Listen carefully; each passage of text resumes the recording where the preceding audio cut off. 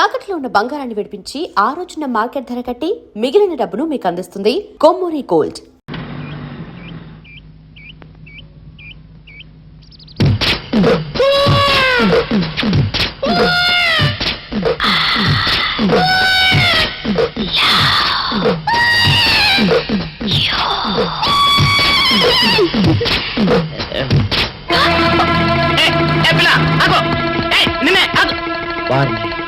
దొరికినట్టే దొరికి జారిపోయిందే. పాపా దొరికిపోయావు. Car number దొరికింది, నీ అడ్రస్ పట్టేస్తాను.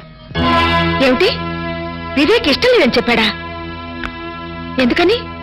మాధవ్కి మీ అమ్మాయికి మధ్య జరిగిన ప్రేమ వ్యవహారం అంతా ఎవడో రాస్కల్ వివేక్ చెప్పేశాడమ్మా. ఎవరు చెప్పారో పేరేమని చెప్పాడా? చెప్పాడమ్మా. అబ్బా మింగుతున్నారు కదండి. చెల్లమ్మా జరగాల్సింది ఏదో చూడక ఆడెవడో సన్నాసి గురించి మనకెందుకు చెప్పు. రావు గారు మీరు చెప్పండి, ఎవరతను?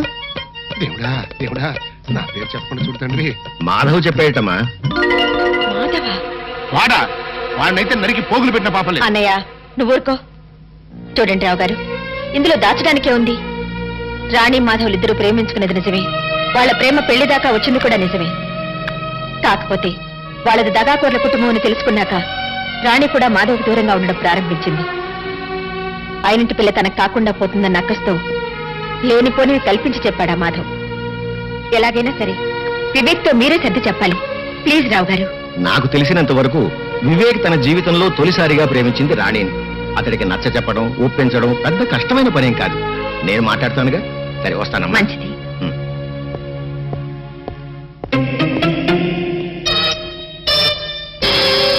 ఏంటి చెల్లమ్మా ఆలోచిస్తున్నావు? ఆ మాధవ్ గడి గురించేనా? 24 గంటల్లో ఆడి కంటి చూపు నోటి మాట లేకుండా చేస్తాను. నువ్వేం వరీ కాబక.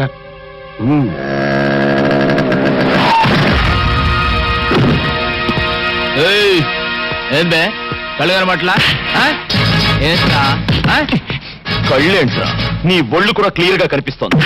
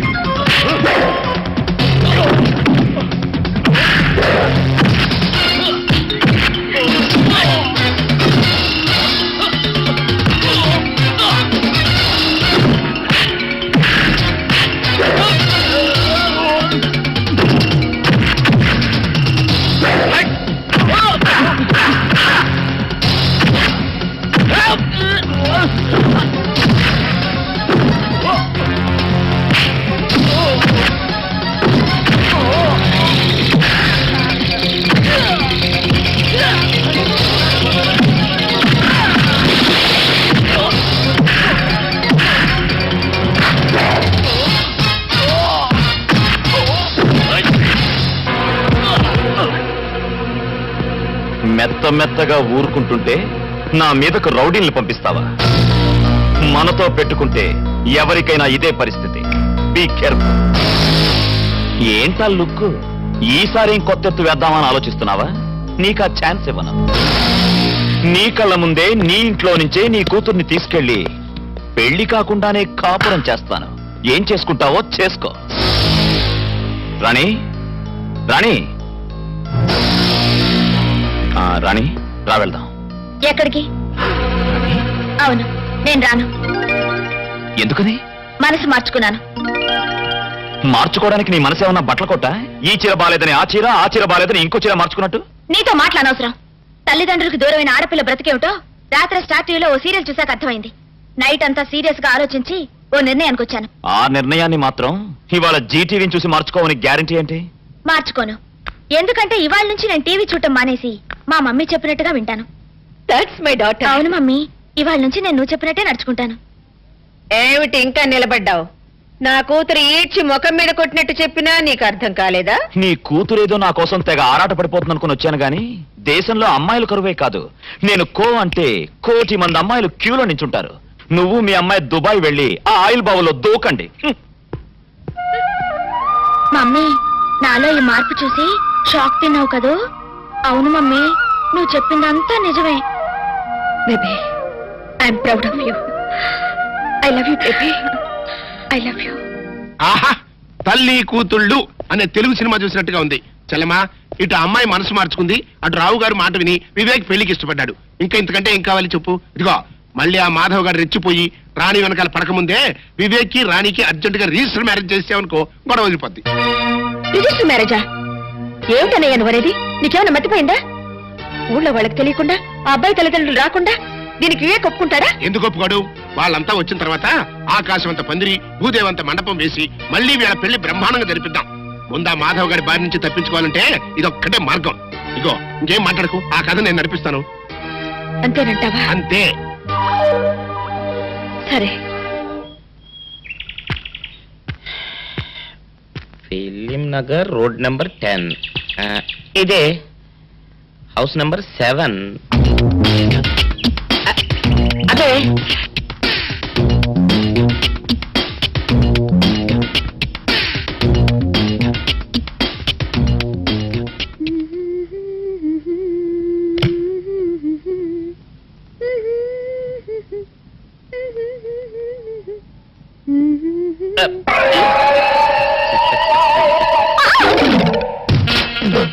పాపా, నేను ఒకటి అడగనా?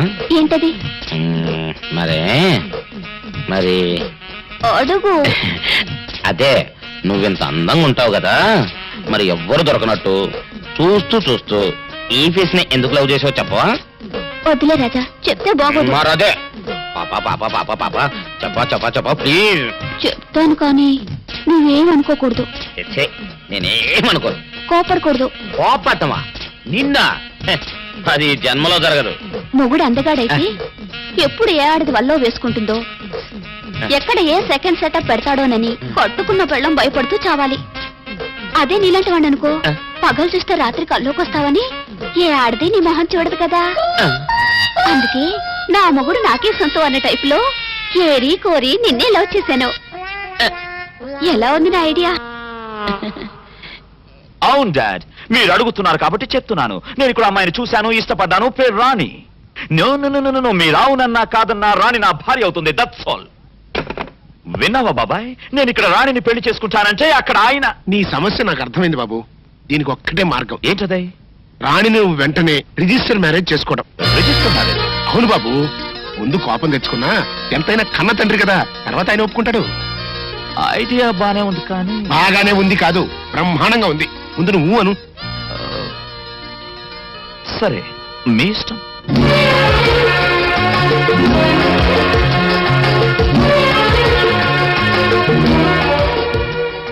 దండ మార్చుకోండి సార్.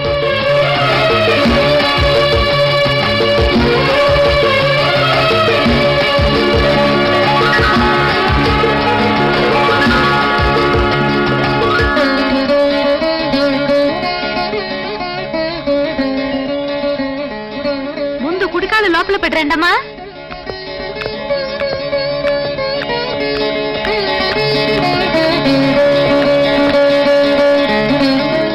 ఆహా చెల్లమ్మా, ఈ జంటను చూస్తుంటే ఇంటికి కొత్త కళ వచ్చినట్టుగా ఉంది. నేను అనుకున్నది సాధించాను. ఈ రోజుతో ఆ మాధవ్ పేడ శాశ్వతంగా విరగడైపోయింది.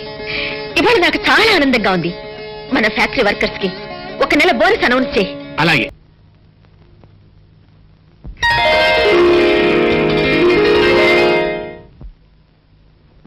ఆంటీ, ఏంటి వివేక్? నా గదిలో హడావిడి ఏంటి? అది చూడు బాబు, ఎంత అత్తగారైనా అలాంటి విషయాలు ఆవిడ గారిని అడిగితే ఎలా చెప్తుంది చెప్పు. పెళ్ళయ్యాక వయసులో ఉన్న మీ ఇద్దరిని విడివిడిగా ఉంచడం విధాయకం కాదు కదా. అందుకని ఇవాళ రాత్రికి శోభనం కార్యక్రమం ఏర్పాటు చేసింది. సారీ, కుదరదు. అవునాంటీ, నాకు పెళ్ళైన విషయం ఇప్పటిదాకా మా డాడీకి చెప్పలేదు. ఇప్పుడు శోభనం కూడా సీక్రెట్ గా జరిపిస్తే ఏం బాగుంటుంది? ముందు ఆయనకి చెప్పాలి. ఆయన ఆశీస్సులు అందుకున్నాకే మిగతావన్నీ. హలో, ఎవరండి మాట్లాడేది? అలాగా, 1 నిమిషం లైన్ లో ఉండండి. బాబు వివేక్, మీ నాన్నగారి దగ్గర నుంచి ఫోన్ అయ్యా. ఇప్పుడు ఆయన గురించి తలుచుకున్నావు. ఆయన గారి దగ్గర నుంచి ఫోన్. ఆయనకి 100 ఏళ్ళ ఆయుష్. మాట్లాడు. హలో డాడ్, వివేక్ మాట్లాడుతున్నాను. అవును డాడ్. సారీ డాడ్, అనుకోకుండా నా పెళ్లి ఇక్కడే అయిపోయింది. సారీ చెప్పాను కదా డాడ్. ఏంటి ఈవినింగ్ ఫ్లైట్ బయలుదేరి వస్తున్నారా? Thank you dad, thank you very much. I'll come and receive the airport. Bye. ఏం లేదంటే ఒక్కగానొక్క కొడుకును కదా, చెప్పా పెట్టకుండా పెళ్లి చేసుకున్నందుకు డాడీ కోపడ్డారు. మాట్లాడి కన్విన్స్ చేశాను. మమ్మల్ని ఆశీర్వదించడానికి దుబాయ్ నుంచి వస్తున్నారు. అలాగా ఆ. ఇవాళ వస్తున్నారా? ఓ, నాకు చాలా ఆనందంగా ఉంది బాబు. అన్నయ్య, నువ్వు వెళ్ళి ఎయిర్పోర్ట్ లో ఘనంగా రిసీవ్ చేసుకో. మళ్ళీ హోటల్ అంటారేమో, నేను ఇంటికి తీసుకొచ్చేసేయ్. అలాగే. ఏం బాబు? ఓకే. సరోజ, నువ్వు ఎయిర్పోర్ట్ లక్ష్మి, చూడమరాని ఆడదాని జీవితంలో తొలి రాత్రి సెకండ్ షో సినిమా లాంటిది. నిద్ర వస్తున్నా చూడాలని ఉంటుంది, చూస్తుంటే నిద్ర వస్తుంది.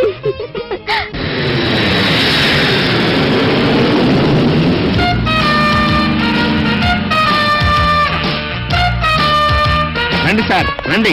ఇదే మా చెల్లాయి భవంతి. ఇది ఒక్కటే కాదు, ఈ సిటీలో ఇట్లాంటి 4 భవంతులు ఉన్నాయి. కాకపోతే అబ్బాయి గారికి ఈ భవంతి బాగా నచ్చిందని శాంతి ముహూర్తం ఇక్కడే ఏర్పాటు చేశాం. ఇకపోతే ఈ ఇంటితో పాటు ఈ ఇంటి ఇల్లాలు మీ కోడలు కూడా నచ్చుతుందని నా ఉద్దేశం. బిల్డప్ చాలు గానీ అత్తగారిని పిలవాలి. అలాగే. చెల్లమా, చెల్లమా.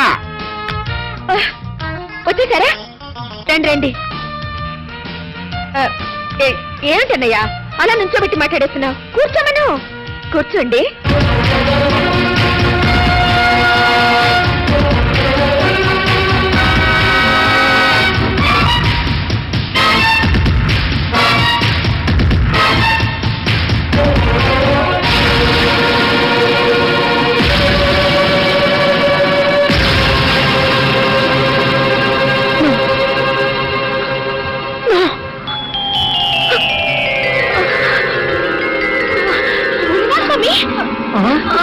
అర్రే, ఏంటి చెల్లమ్మా ఉన్నట్టు పడిపోయావు? ఏమైంది మమ్మీ? వదినా? ఇవాళ రాత్రికి మీ శోభన కార్యక్రమం కూడా పెట్టుకున్నావే. దానికి తొందరగా ఉందండి. ముందు మీ చెల్లమ్మ సంగతి చూడండి. చెల్లమ్మా, ఏంటమ్మా అట్ట పడిపోయావు? అట్లా చూస్తూ ఊరుకుంటారంటే తీసుకెళ్లి మంచం మీద పడుకోబెట్టండి. నేను డాక్టర్ ఫోన్ చేసి వస్తా.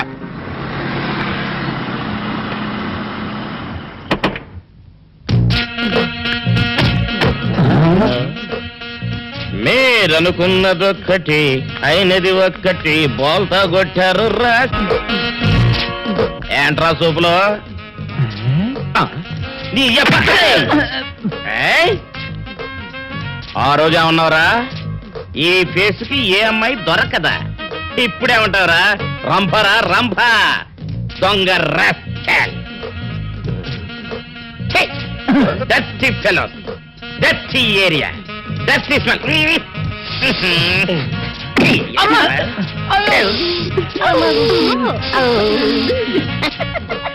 Come on, Ollie, come on. ఏమిటి బాబు నువ్వు చెప్పేది? ఆ మహాతల్లి నీ భార్య. అసలు మీ ఇద్దరు ఎందుకు విడిపోయారు? చెప్తాను అత్తయ్య గారు. నేను మోహను రావే కాకుండా మాకు రామకృష్ణ అనే ఒక ప్రాణ స్నేహితుడు ఉన్నాడు. వాడికి ఒక్కగానో కొడుకు. వేసవి సెలవులకి వాడు ఫ్యామిలీతో సహా తిరుపతి వెళ్తూ నన్ను కూడా రమ్మన్నాడు. నాకు ఇంకా అప్పటికి పెళ్లి కాలేదు. మేమంతా కలిసి సరదాగా కారులో తిరుపతికి బయలుదేరాం.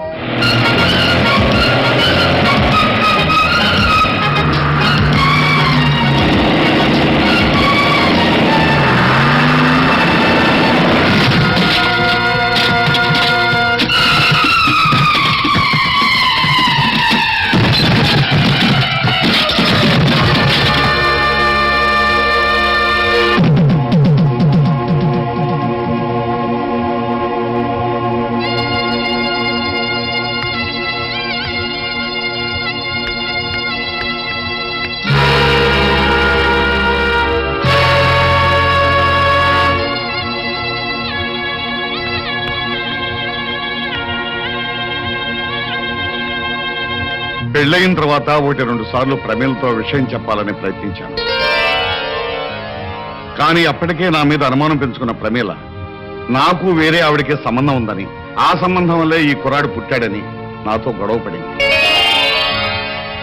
ఎంత చెప్పినా వినకుండా యక్ష ప్రశ్నలు వేసి వేధించి చివరికి నాతో తెగదంపులు చేసుకుని నన్ను ఇంట్లోంచి పంపేసింది. ఇక నువ్వేం చెప్పక్కర్లేదు బాబు, మాకంతా అర్థమైపోయింది. విడిపోయిన మీ కుటుంబం కలవటం కోసం నువ్వు ఏ నాటకం ఆడినా మేమంతా తలా ఎంత సాయం చేస్తాం. చాలా సంతోషం అత్తయ్య. అమ్మ రాణి, ఏంటి అక్క దగ్గరికి వెళ్దాం పద.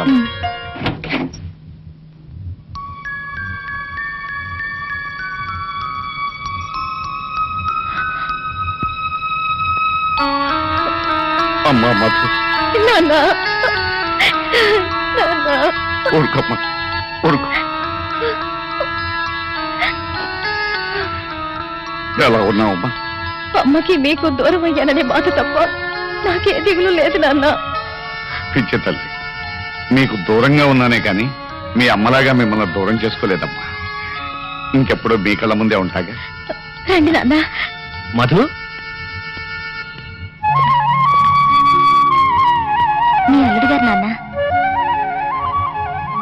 ఇంతకాలం తర్వాత మీ మామయ్యని పరిచయం చేసుకోవాల్సి వచ్చిన దురదృష్టవంతుడు బాబు. భలేవారే మావయ్య, కొత్తగా మీ పరిచయం దేనికి? మీ అమ్మాయి మిమ్మల్ని తలుచుకొని రోజంటూ ఉంటేగా. పైగా మా మత్తల పిల్ల రోజు వచ్చి వాళ్ళ అక్కను ఓదార్స్తూనే ఉంటుంది. అవునన్నా, పాపం బావగారు అనాథల్లా బాధపడకుండా రోజు ఇక్కడికి రావడం అలవాటు చేసుకున్నాను.